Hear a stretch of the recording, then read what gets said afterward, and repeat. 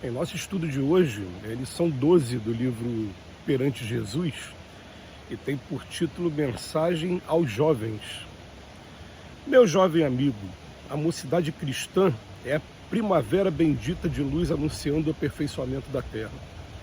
Aceita com ânimo firme o roteiro que o Mestre Divino nos oferece. Coração terno, consciência limpa, mente pura, sentimento nobre, conduta reta, atitude valorosa, disposição fraternal. O coração aberto às sugestões do bem aclara a consciência, dilatando-lhe a grandeza. A consciência sem mancha ilumina a mente, renovando-lhe as manifestações. O sentimento enobrecido orienta a conduta, mantendo-a nos caminhos retos. A conduta irrepreensível determina a atitude valorosa no desempenho do próprio dever e no trabalho edificante.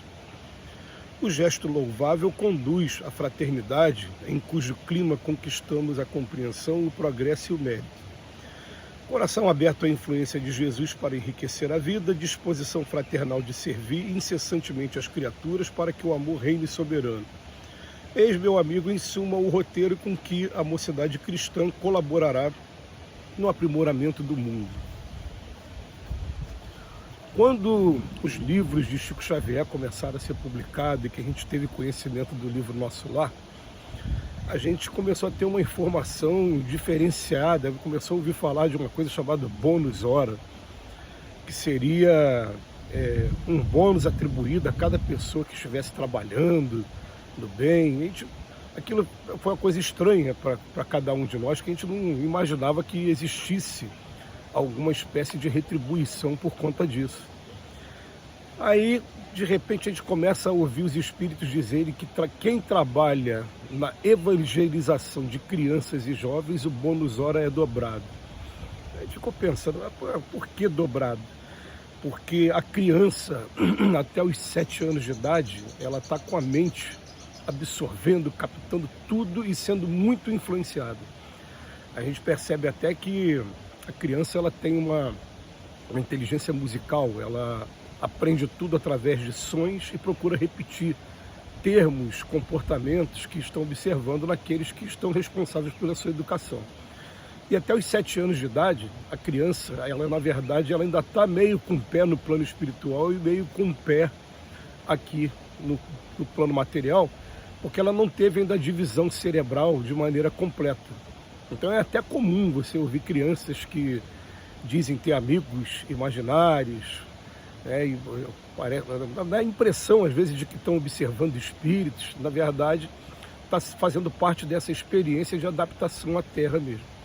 Mas quando chega mesmo aos 7 anos, que fincou o pé aqui na Terra, aí começa um processo educativo que os psicólogos eles costumam dizer que a chamada de atenção para poder educar a criança, ela deve ser imediata. Se ela colocar o dedo ali na tomada para tomar o choque e você deixar para chamar a atenção daqui a 2 minutos, não vai surtir o mesmo efeito. Tem que ser imediato para que ela já vá guardando mesmo o que é que deve fazer e o que não deve. E orienta para que depois disso, depois dos 7 anos, todas as vezes que se chamar a atenção, se justifique também o que está chamando a atenção. Comece a mostrar qual é a razão de estar falando daquela maneira e o alerta que está dando. Por quê? Porque a criança, no primeiro momento, ela está absorvendo tudo mesmo, tudo. E nós somos influenciáveis. A gente é tão influenciável que, certa vez, eu fiquei poucas semanas na região sul do país. E existe um sotaque característico dos nossos amigos que estão lá no Rio Grande do Sul, em Santa Catarina, em Curitiba. Para nós que somos da região sudeste, eles parecem falar cantando de vez em quando. Eles falam assim, mas gente, você não sabe o que está...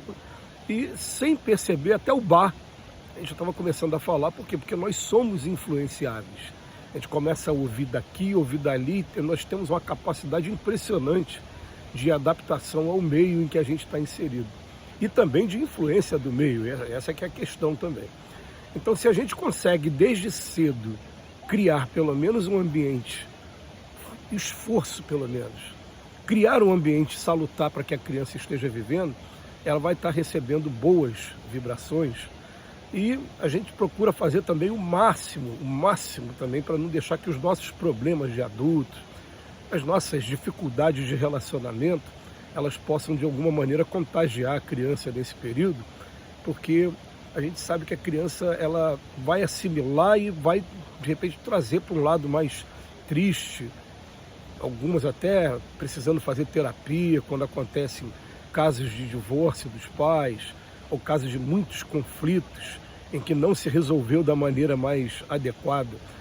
É um convite muito sério para que a gente comece a pensar nisso, porque principalmente quando existe divórcio, né, a gente começar a fazer o papel assim, para a criança, olha, vai ser seu pai para sempre. Então, ó, não deu certo comigo, mas você tem que respeitar e amar o seu pai. É um dos 10 mandamentos lá, do Velho Testamento. A primeira revelação, que era o frontispício da doutrina espírita, está lá, honrar pai e mãe. Então vem trazendo essa informação para a gente, de maneira que a gente vá procurando ter uma atenção maior com os nossos pequeninos. A gente vai lembrar que eles são espíritos imortais, eles têm a programação reencarnatória deles, eles têm missão para cumprir. A gente peca ainda, erra muito em ficar desejando algumas coisas, e às vezes até extrapola o desejo. A gente quer estabelecer profissão, ou então escolher namorado ou namorada para os filhos quando eles estão na idade da puberdade, quando na verdade ele é um espírito imortal também, está sendo emprestado por nós, e a gente vai ficar sempre com aquela lição de Nicodemos conversando com Jesus, quando Jesus fala, olha, uma coisa é corpo, outra coisa é espírito. É necessário que a gente renasça da água e do espírito para poder ver o reino dos céus. Na verdade, Nicodemos perguntando antes, né, mas é possível uma pessoa idosa voltar ao ventre materno? E Jesus, ao invés de chamar a atenção de maneira enérgica, como fez em várias outras oportunidades, às vezes até falar, né, hipócritas, nada disso, dessa vez, em verdade vos digo. Só que ele ainda faz um alerta para o Nicodemos, ele fala, olha, se eu estou te falando de coisas da terra e você não quer acreditar, como é que eu vou ter condição de falar das coisas do céu? E dali silenciou.